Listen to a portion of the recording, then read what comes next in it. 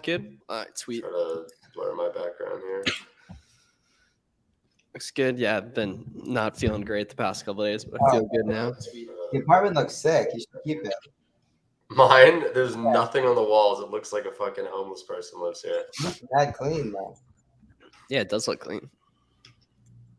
It's super modern Maybe I looking. should, maybe I'll unhide it then. I mean, I think it looks good. You got the You- I nice- just got I copied Danny and got the whiteboard back here, like the big rolling whiteboard. I saw that in his apartment and I was like, oh, I gotta get that. I got mine right here, but mine's smaller. Oh, you could actually see it. Sweet, cool. Oh, I can see it on the corner, yeah. Yeah, if you're watching this on the replay, it's probably best to skip ahead a minute or two. Let some people get in here. We didn't have this one scheduled, so due to me, so that's why. We'll take a sec for people to hop in. What's up, Amanda? What's up, Trent? What's up, Jason? Michael Austin? What's up with you? If any of you guys like watching on the replay or anything are going to ASD next week, love to see you there. I will be there. You'll see me wearing my Cellar Amp shirt with the gang right there. Just feel free to say hi. Did you bring are you bringing a couple Cellar Amp shirts? Well, I'm pretty sure we're over 100 deep. Yeah, in terms of like how many we're bringing. Yeah. Yeah, you should. Right there. What up, Liliana? What's up, I Hustle? don't know where mine went. You probably have one of the burner ones from Miami, the ones with the line or the dots on it, right there. Cool. All right, we got 33 you guys in here. Make sure you guys let us know any questions. We're gonna be on for 30 minutes or so. Whatever you guys need, feel free to just let us know. Oh, dude, Peter, for sure. Yeah, need an XL. What's up, Derek? Yeah, dude, without even a question, Peter. Don't even worry about that. On that. Is that my man Turo Pete? That is indeed in the flesh right there. Yeah. There, cool. You said cool. Turo Pete? Does he do some Turo rentals? Yeah. You know I'm on Twitter. I'd be shocked if you didn't I'm know. pretty sure it's in his like Twitter. It is too. Yeah. Yeah. Someone stole. I was so devastated. Oh no. How do you deal with Who would sellers? steal that? How do you deal with sellers who will undercut you by a penny to nothing? Don't undercut them. Understand that if they're stupid, they probably don't have a lot of stock count, so they're probably not going to be on the listing for a while. And I mean, you're no better than them if you're trying to undercut them back. And such. And if the listing's selling quick, like the types of listings you should be buying, pretty low rank stuff, the buy box is going to go higher all the time than just the lowest person. Is too. my camera like red shaded? I don't think so. I think it looks pretty normal. I might just have sunburn. I can't tell. Yeah, you've been eating too many seed oils right there. Last time listing on the raise my price now, there's no buy box. Oh, no. Lower. I mean, either way, the nice part is if you're the only person, you're still going to get the sales, but it does slow it down, unfortunately. Right there. So try lowering it back to where it was. Higher volume listings more and more over time. Yeah, that's good. Exactly. Yeah, because there's a lot more price flexibility. People hop on. They don't have a lot of stock counts. So if they do undercut, they stay in a while. Oh, sorry. You were saying? I was gonna say let's touch on the whole loan thing because I've been seeing that come up a bunch in terms of like, what should be considered, things like that. I mean, first and foremost, right? You shouldn't be considering any sort of private funding, any sort of funding at all, without knowing your business numbers to the decimal, to the penny, right? You should know exactly how much your softwares are costing, how much every single manufactured product costs. Are there any miscellaneous fees in your prep center? What's your entire production cost? Really dive into how much you're making each and every month, right? Because from there, then you can start to do some analytics. Total up how much that loan is going to cost from an actual fee perspective. And then how much, what kind of my rule of thumb is, first and foremost, can you spend it in a week, right? Because if you don't know exactly what you're going to spend that loan on in a week, then you probably don't have enough products to scale. Yeah, where you're confident enough and stuff. Yeah. And I would even take that a step further and say that if you don't have a professional bookkeeper that's giving you a profit and loss statement every month that details line by line exactly what your gross profit is, your operating expenses, and your net profit, then just because you have your numbers entered in a seller board like a Google sheet, that's not accurate, right? You need a professional bookkeeper that can provide you a P&L. And only once you have that P&L and only once you know how to read that P&L, should you even consider taking a loan. And honestly, the Amazon loans typically don't have the best terms. So your best bet is going to be a line of credit with either a local bank or local credit union. And then Amazon loan, I wouldn't call it a last resort, but just really make sure that you're able to pay it back on time. And like Garrett said, that you have the inventory available to spend it on immediately. Because the thing is, right, as if you can, assuming you know exactly what you're going to buy, that next step is, okay, well, how much profit are you going to make on that inventory? Then it's a simple equation, but in terms of, okay, keep in mind this is only the first turn. Obviously, you're going to turn it more, right? But you should be profitable after the first purchase. So how much are you going to spend? What's the cost of the loan in its entirety? And you should be turning a profit at that point. And then obviously you're going to be able to turn that money time and time again, which makes it even more worthwhile. But after that first turn, you should know exactly what you're going to buy, what the expected margin is going to be, what the return on that margin is going to be in terms of time frame. And that makes that decision a whole lot easier. What clothing and shoe brand should you stay away from selling? None of them. I mean, unless the brand like IPs, which if you're asking that question, you should be find products via reverse sourcing. So you're not going to be looking at listings other resellers already don't sell right there. So yeah, I don't really see why you would stay away from any if you don't mean besides like IPs and stuff. Ever been an instance where you order a large quantity of a product and you don't get ungated using them? Nope, never happened. Never will either. To kind of go ahead. Oh, I was just gonna say we're off our game. We're off our game. Yeah. We took it like 2 weeks off. Yeah. Real quick. So as far as just buying a large quantity and not being able to get ungated, so I mean, 99% of the time that invoice will work to get you ungated. There are one-off situations where for whatever reason it won't. So I, as a rule of thumb, will never go deep on a product. We won't go deep on a brand unless we're already ungated. And if that means that we've got to go on Walmart.com and buy 10 units even at a loss just to get ungated real quick, then I'm going to make sure that we do that before we spend a lot of money on a big order from a distributor. And I mean, continuing on that point, a lot of people don't take that even the step further, right? If you're newer, if you have any sort of hesitancy, the same theory, the same methodology applies if you want to validate your order, right? Say there's a $15,000, $20,000, $50,000 MOQ, and you're like, oh, I don't know if these products are going to do well. I don't have the confidence. I want to validate even more. Instead of going to and approaching your sales rep and say, hey, can I just buy 20, 30, 100 of each just to make sure I'm covered on my side? Take that product, find it legitimately anywhere. Yes, you may lose a couple $100 on that smaller scale, but the value and the validation going into that purchase with the confidence and the expectation of really what's going to happen is so much more valuable than the couple $100 that you lost. So the same ungating methodology works just as well, even if you have any sort of lack of confidence in any sort of the products.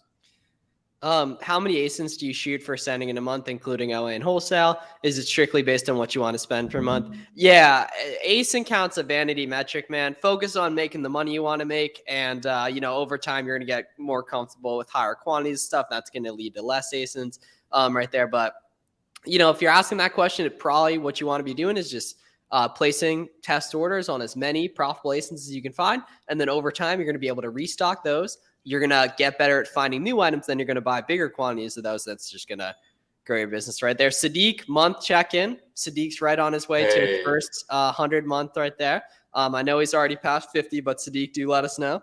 Right there, Sadiq was in high school 15 months ago as well, for anyone wondering. How to sell hazmat products. So you got to get approved to FBA hazmat products, right? But you can FBM them whenever you want, right? Yeah, you just got to make sure you ship them on the ground. You got to print out that triangle diamond label. Yeah, that makes sense. And then you have to obviously keep it on the ground. Flips for miles. I just moved into my dorm today. Ooh. Yeah. And quick note on the hazmat product. So there's like an approval process. I don't think it's invite only, or I think actually I do think it's invite only. I think that you used to be able to request. Yeah, I think so. Program. Now they have to invite you, but as far as any experience selling them, so we've sold a good bit of hazmat in the past. The thing about hazmat is if you're selling a couple of units at a time, it's not going to be profitable since you can't ship partnered carriers. So hazmat really only makes sense to do at scale if you're able to ship at least a couple of pallets worth at a time. Otherwise, shipping will kill you. Interesting. Cool. Okay. Can you talk about the main issues I should be figuring out? Iran, could you be a little bit more specific so we can get some more context on that strategically? Is ASD more short-term? Is it long-term relationship a goal? The goal with everything should be long-term benefit because that's where the least competition exists. That's where other people won't do. So you definitely want to be thinking long-term on that. And Corey, you want to kind of dig further into that with as someone with a little bit more wholesale experience?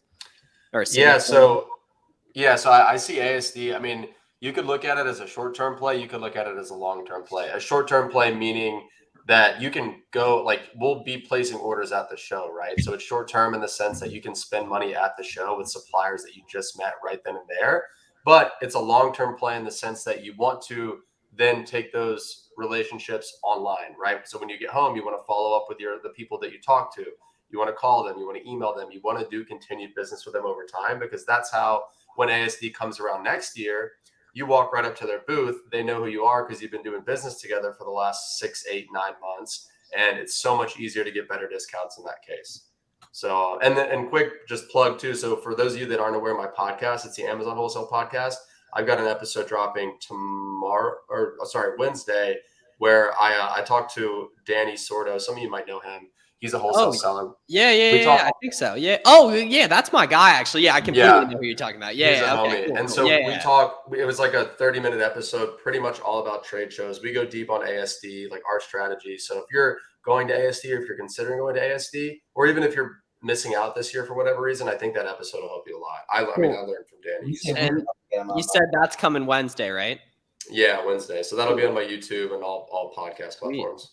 Cool. Yeah, because I'm pretty sure Danny does like really nice scale, and he has a 9 to 5 as well. It's like a pretty cool setup, basically, right there. Yeah, definitely. Oh, cool. And Stacy says everyone I've run into steers clear of hazmat. Stacy, that's exactly why I like hazmat, because one, like I said, not everybody's approved to sell it, so there is that barrier to entry. And even people that are approved to sell it, a lot of times they avoid it, right? Because you can't ship partner carrier, because shipping is going to be a lot more expensive, because sometimes they're harder products to source and manage.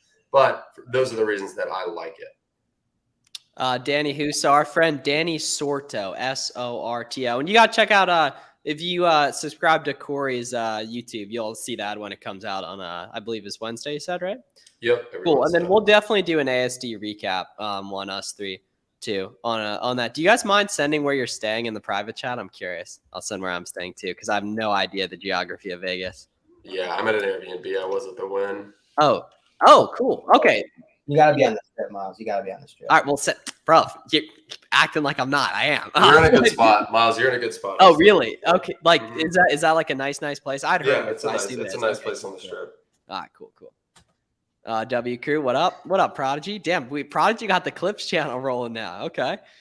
Please tell me where I can see this session later. Right there. So yeah, save this video link, man. It's gonna be right up on here, man. It'll be this will be up.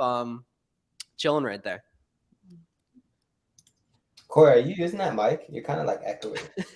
Am I? Yeah, hold on. Let me make sure. Chad used the mic. Are there any shows in Miami coming soon? Dude, Miami's such a big city. There's got to be some trade shows around here. I have no idea, though. You can definitely find out on Google.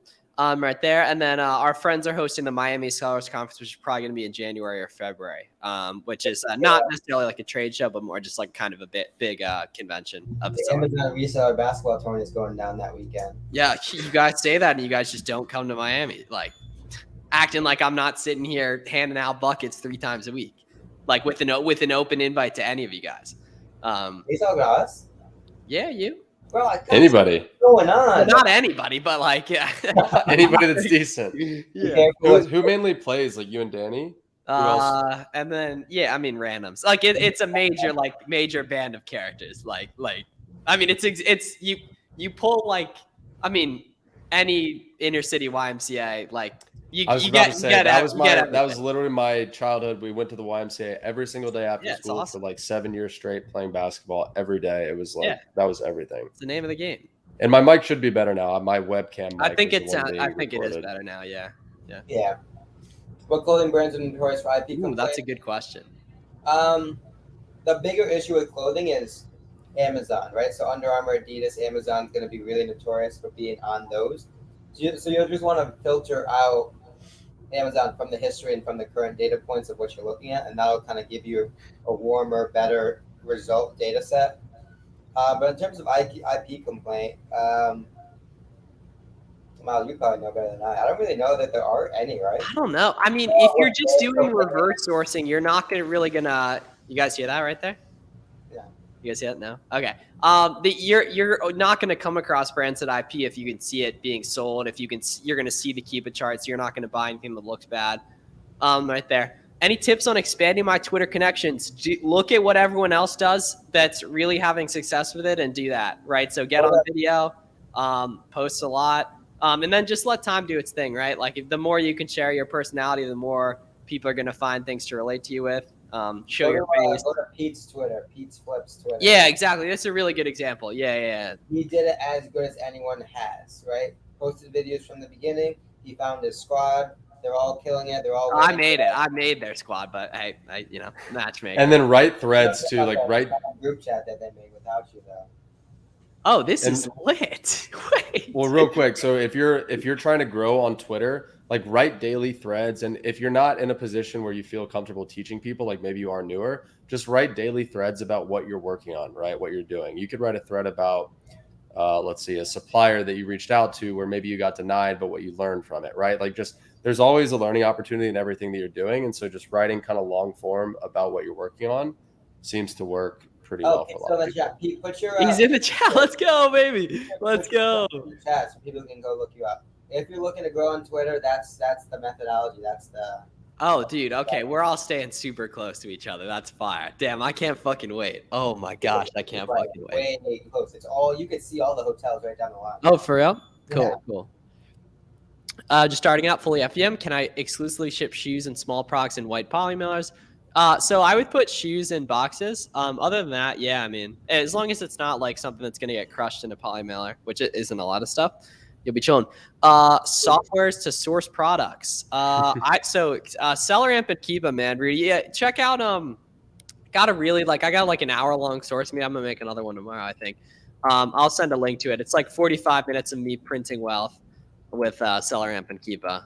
It also depends on what your goal is, right? If you're looking to source brands or wholesale suppliers, Google and Smart Scout's going to be your best friend, right? If it's more OA related, not SellerAmp, Keepa, and then Keepa Product Finder is going to be awesome. Check out my YouTube, check out Maz's YouTube. We both have a bunch of good Keepa Product Finder content that you can execute on, right? And specific sourcing filters and methodologies and things like that. So check out both our YouTubes, but.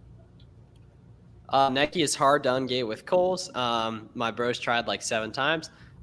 Just try a different retailer. Then it does work. It just happens to have taken you as many times as it took me with Converse. I heard Target is the best, or maybe not the best, but the easiest retail store to ungate from. Is that true? You're about to get attacked in the comments, probably for Is that not the case? I mean, they all work. Like like the vast majority of people get approved for the first time with everything. Yeah, I mean, especially if your account sold some items, right? Corey is facts. We got to fix that spelling, Spaceship. Don't even worry about it right there. That's good. I was like, wait a second. Damn, so you're landing Thursday. I'm pretty much getting there Saturday though, because I land at 11:30 p.m. West Coast time. On Saturday. Friday. Yeah, but because I'm hanging out with Rick and Profit on Friday, so I scheduled it pretty late so that I had time for that. Nice. In Miami. Okay, nice. I actually heard that. Oh, cool. Yeah, man. I mean, I guarantee that it works. I've seen it work. It's just like whatever kind of your guys' preference. They disabled me from applying on that ASIN again. They did not disable you from applying on that ASIN again. They disabled you from applying with the same info on that ASIN again. So you can easily just change around the info. Right there. Do you think it's bad to only focus on brands? No, dude. I mean, if you call 500 distributors tomorrow, you'll get better results. If you call 500 brands tomorrow, you get better results. Like they both work. You just got to do more volume of it. I would do both. Right? They both have different advantages and disadvantages. Like brand, for example, they're probably going to be able to qualify the products a little bit more in terms of starting with a listing, starting with a product, starting with a brand on Amazon that you've already qualified based on all the metrics you're looking for, and then reaching out to the brand. Distribution account, it's a little bit harder to make those qualifications. A lot of times you'll end up with a catalog that you put effort in to get that you don't really know what's in it, right? Could be a bunch of products that are on Amazon that don't sell well. Could be a bunch of products that are on Amazon that do, and probably a little bit of both. Ultimately, also, you don't really have an idea in terms of pricing as well. We got wealth being generated in real time. My boy got the buy box back. Well, so ASD, there's not really speakers. There's it's not like speakers, yeah, it's like a trade show. Yeah. I mean, there's And I going to be wanted oh yeah. Sorry, Yeah. before we get too far away from what the question that Garrett just answered. So that person that asked, is it better to talk to brands or is it better to talk to distributors? So, I mean, like Garrett said, both, right? You're going to want to have both. But I personally like to let my brand outreach lead to my distributor outreach. And so what I mean by that is that I like to start with a list of brands, say 50, 70, 100 different brands, reach out to all of them. And naturally, not every one of them is going to give you an account. In fact, most of them probably won't. But the ones that there are plenty of brands out there that don't sell direct to anybody. They only sell through distributors. So when I come across a brand like that, I like to say, okay, I understood you don't sell to retailers like myself. Would you be willing to introduce me to a distributor that services my area? Right. So that way, one, you now know a distributor that carries that brand's product. So if you can get an account with that distributor, you can access those products. And two, as long as you present yourself properly, that brand is going to be willing to make an introduction to that distributor for you. Best case is they send an email to that distributor and copy you. And so when that email is coming from the brand, now you have a ton of credibility behind you. That distributor is almost guaranteed to work with you in that case. So that's why I do my brand direct outreach first and let the brands tell me which distributors to work with. I mean, depending on how you position it, that shows a lot of loyalty as well, right? Because if you position it from the perspective of, I get it. We're not necessarily the right company, but we still want to represent your brand. We still want to carry your products. It's like a very, very clean and efficient transition to, like Corey said, open up a couple other accounts. Mm-hmm. And again, which then may open up other brands that you didn't know about, right? Because they probably have related products inside a related category. And so you may learn about other products and brands and niches that you had no idea. Right, because you started again with an entry point brand, and now you may have 3, 4, 5 different ones that now you cannot buy from. Bro's flexing in the Hollywood Hills, talking about don't you have a Louis Vuitton bag on in that picture? Yeah, you do, bro. Wholesale distributors are not hard to find. That's like the best place in America to find. I was about to say LA is probably the second biggest, probably second to third most distributors up behind like Miami. Yeah. You haven't called 1,000 of them, right? If you've called 1,000 of them, then you're allowed to say it's hard. Adidas outlets, yeah, cause Street Mat, Amazon carries a lot of Adidas stuff, so that scares people away. But there's a shitload of opportunity there, like people clean up. I mean, it's easy filtering and accounting for it, right? If you're using Keeper Product Finder, filter on 90-day out of stock rate from Amazon. Can't do that at outlets, though. But yeah, Matt, so you said you mentioned the Tanger outlets. I don't know if the Tanger outlets are a chain, but we have them in North Carolina. Yeah. Oh, it is. Okay, yeah. We have them outside of Philly too. Yeah, convince New Jersey's like the best place in America to do it. Actually, is the best place in America to do Amazon from, because you have OA sales tax advantage, and you have like the Jersey City distribution and all that, and you ship to East Coast, so it's by far the best. Yeah. What's some good products to source that have low returns? Groceries. See, bro's been reading too much Fox News right there, man. Like, it's a hell of a lot easier to do wholesale from LA versus Austin, right there. Grocery naturally just has, I'm pretty sure, a no return rate across the catalog. Yeah. So, but if you're making under 10 grand a month profit, like, you shouldn't be worried about that. You don't make enough money to have the choice. Like, deal with the returns, in my opinion. Would we really only look for local distributors? I mean, you could start there, but absolutely not. Definitely not. There's going to be a ton of brands or the accounts that you open that if you order a certain amount, they'll give you free shipping regardless. Yeah, really, as long as the distributor ships nationwide, which most of them do. However, not everyone does, right? There's plenty of distributors out there that they only ship on their own. They only deliver on their own trucks, and they only deliver to this area, right? And they're going to have like a circle drawn around a map on their website. Those distributors aren't going to be a good fit, but most decent sized ones will ship nationwide, and any of those are fair game. Corey, are you going to Amazon United? Yeah, I'm speaking there on delegation. So is it for more advanced sellers? No, I mean, not really. Honestly, if you're a newer seller, it's going to be even better for you because one, the content is going to be super relevant. So you're going to learn a ton. And two, you're going to be able to network with people that are at a higher level than you, especially if you're newer. So if I'm a new wholesale seller and I'm anywhere near Newark, New Jersey, you bet your ass I'm going to be there on August 31st, meeting as many people as I can, soaking up as much information as I can. Come listen to my talk. Have you spoken to like a big crowd before, Corey? No, I haven't. But I mean, I don't even really see this as I'm not nervous. I don't really see this as being like a big crowd. The way James told me, I'm almost off in like a little side room, and I think I'm like literally like the last speaker of the day. So make sure you record it. Make sure. Yeah, it's all gonna be recorded. Yeah. Since it creates nah, man, Chad ecom scalers. Fuck brick and mortar. Right? I mean, not like obviously you can make money with anything, but yeah, no. Do you guys know what? Nah, bro. Who cares what they're changing about the homepage, man? Don't worry about it. I've no clue. I refuse to look it up. Like whatever they change, we gotta deal with it. Which I'm sure is. I don't even really look at the. I don't really log. I mean, I obviously log into Seller Central, but I look at Seller Board more than Seller Central for sure. So as far if they're making any changes as to like the UI, it's not a big deal. What up, Eggkeg? Damn, Eggkeg, I was worried you weren't making it tonight.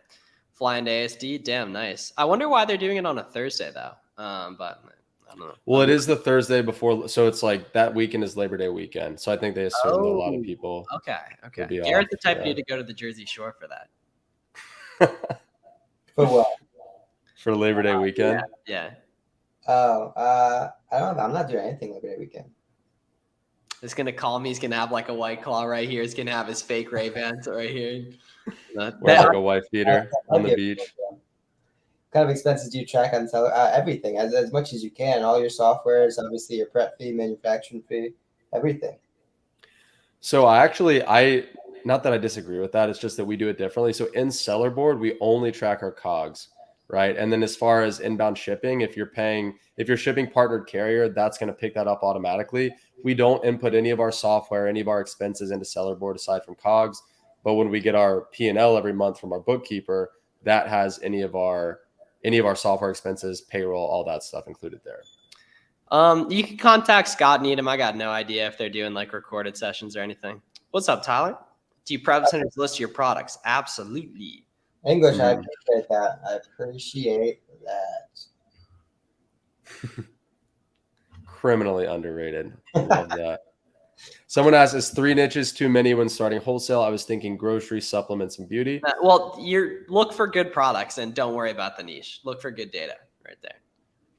But I mean, I usually do tell people to like choose a niche, but I mean, grocery, supplements, and beauty, those aren't even niches. Like those are 3 main categories essentially. So if you're going to truly choose a niche, I would choose like a subcategory within grocery or a subcategory within supplements or a subcategory within beauty, and then go deep into that.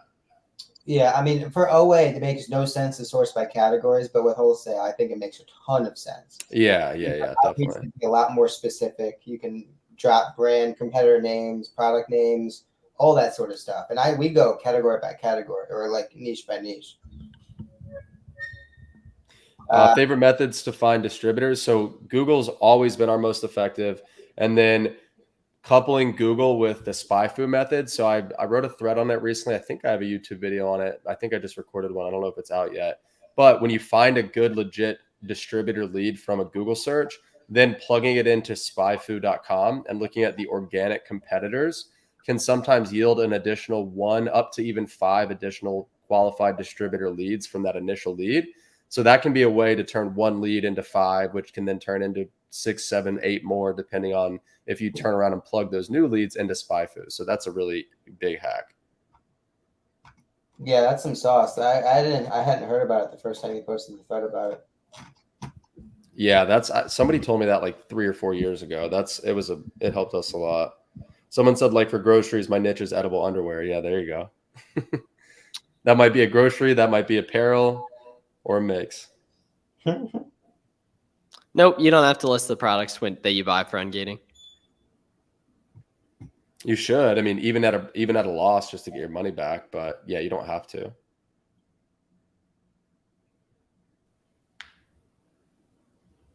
Sweet. Okay, cool, guys. So we'll be on for a couple more minutes. So feel free to drop any final questions you guys got. Interesting. I actually don't know the answer to that. Free or paid version of SpyFu? Somebody asked. Free version. Yeah, we've never had to pay for SpyFu. Just go to spyfu.com and just enter the URL into the search bar there. Scroll down. There'll be a section called Organic Competitors. And those organic competitors are going to be 5 other websites that SpyFu thinks are similar to the one that you entered based on the content of their website. And so the idea is if there's 5 websites that have similar wording, similar phrasing to the one that you entered, chances are they're similar. And a lot of the times they are legit distributors that you just never found before. I've come across several products that have right numbers / charts, but can never find for profitable prices. Yes. So basically every website has a discount. You need to be able to find that. The Chrome extensions are going to do part of that. You Googling around that website coupons going to do part of it. You hitting up customer service, you talking to other sellers, right? One of those 4 methods is going to work for every website right there. No, if you only got 9 SKUs, just spend more time sourcing, man. You really need a repricer. Yet, yeah, just keep submitting it. Include more info. Put a picture of the product. Same thing for everyone. I would love to get onto Walmart, but I don't know. I don't want to mess around with it if it's there's not much data to it. Yeah, get a tax exempt ID for your state for sure, so you can save money and do wholesale if you want to, eventually too. Have you ever found a good distributor on Google Maps that doesn't have a website listed? I mean, I haven't, but there's probably tons of opportunities. I was going to say those are some of the better ones because those are the ones that have been in business for decades. If they have a website, it hasn't been updated since like 2001, and they're in some like corner of an industrial park cranking out huge volume, and nobody knows them except the people they've been working with for years. So those if you can identify them, get an account open, get pricing, start to get quotes, you'll definitely find some gold there. I guarantee it. I mean, just think about how many people are going to see that name without a website and go to the next one because they don't have a contact us page to fill out. They don't have an email to send to, right? There's so many people that are going to skip over that information. And again, when we're talking, just like talking about our way, it's a moat that you can use to your advantage if you're willing to. Yeah, we're all going to ASD Market Week. Is it too late to sell clothes and shoes? People stopped buying clothes and shoes. Yeah, people stopped buying that stuff. Yeah, you can't sell it anymore, unfortunately. Right there, of course, man. I don't think Miles is ready for Vegas. Well, I mean, like maybe I'll go out like once. Oh, actually, have you been out there, Miles? No. Oh, you've never been? Yeah, I'm ready to see a lot of degeneracy. Yeah, and then I'm ready to be happy to get back to Miami in a couple of days after. Yeah, it's a place you want to spend like 3 or 4 days, Matt. Hence why I'm going Thursday until like leaving Monday. People get trapped out there. Yeah, people get trapped. Billy was there for like a week last year. Oh my God. A week in Vegas sounds like a nightmare. An expensive nightmare too. We're there Saturday. Yeah, all the food is bread. You can't get into a restaurant for less than like $60, even if it's just you. Yeah, we'll be there Saturday to Tuesday night, and by Tuesday night I'll be like, all right, I'm ready to get the hell home. So it's called AMZ United. There's tons of business with wholesale names. Is it worth it? Well, that's the thing. It's like, yeah, I mean, if you call enough, you're definitely going to find. Is there going to be a worse chance of them being competent? Of course. But like, you'll be rewarded if you take the time to reach out to everyone because there definitely are some diamonds in the rough. Right there. Scale without a credit card. I'm a non-resident, so using a 30K capital for wholesale now. Yep. Yeah, definitely. And I mean, if you got 30 G's, you clearly know how to make money elsewhere. So keep doing that too. I mean, a lot of the wholesale is going to be wired anyways. Yeah. Obviously, you can use your credit card into that, but without a credit card, you're pretty much in the same boat as most wholesalers. Yeah, and most people who don't have money. Like when you got 30, you're in a substantially better place. Yeah, you just talk to the customer service and ask if they have a coupon. It's honestly just as simple as that, right? It's like, does that take work?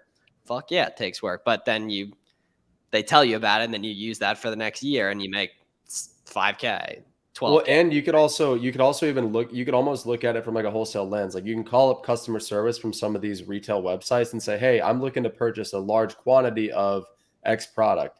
Do you guys have a coupon code or do you have a quantity discount? Like I guarantee you nobody in the world has ever called them and asked them that. So they have basically 2 things going through their head. A, either we can give this guy a discount because he's going to be a big buyer, or 2, no, the answer is no, right? But it doesn't hurt to ask, and you could be pleasantly surprised.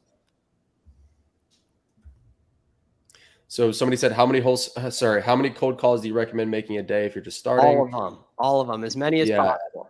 As many as you can, for sure. Yeah. But really, I mean, you obviously want to focus on quality. So you basically want to focus on the ones that look more legitimate first, obviously prioritize those. And then if you have time and you're still willing to make calls, then you can start to drill into the ones, like you said, that maybe have a shitty website or no website or just not as legit of a presence, at least from the scene. Actually, Card Cash is probably the best because you can get set up with a B2B account and get discounts on top of the website. if you buy them in bulk, you can get like another 2, 3, 5% off.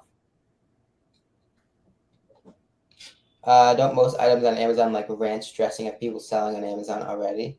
I don't know what that means. Yeah, I mean that's a very, very that's one of the most detailed random questions I think I've ever seen. Wait, he said it's all about getting crafty. I called a niche retailer about a specific brand and lied, saying I wanted to export them to Africa, so they gave me their supplier. I mean, I definitely would. I don't recommend lying. It's kind of funny, honestly, that you just said that you were going to export that to Africa. I don't know why I thought that was funny, but yeah, I mean, I never recommend lying. I would just be straight up like, hey, I'm looking to buy a big quantity of this product. Can you guys get me that quantity? Or if not, could you put me in touch with somebody that does? And then they might have just done the same thing anyways. Colorado Motorsports, especially. So if you're starting with wholesale or OA, don't worry about category. Go to 5 Nike listings that are popular, have tons of people on them. Document, write down, reference every single OA seller, right, under 200, 300 reviews, and go through every single product in every one of those categories or storefronts. You're going to find your next 2 to 3 products, guaranteed. Right? Because again, Miles and I talked about this on the podcast today, right? We're looking through filtered information is always going to be the most efficient way to source OA. And anytime you're in a storefront, the theory is those products have probably been combed through, right? Those products have probably been purchased profitably at one point. Your only objective is to replicate that purchase. A lot of times you won't be able to because of a sale or something like that, but sometimes you will.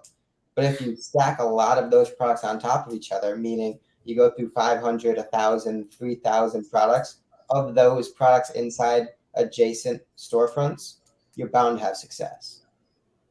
We should not 100%.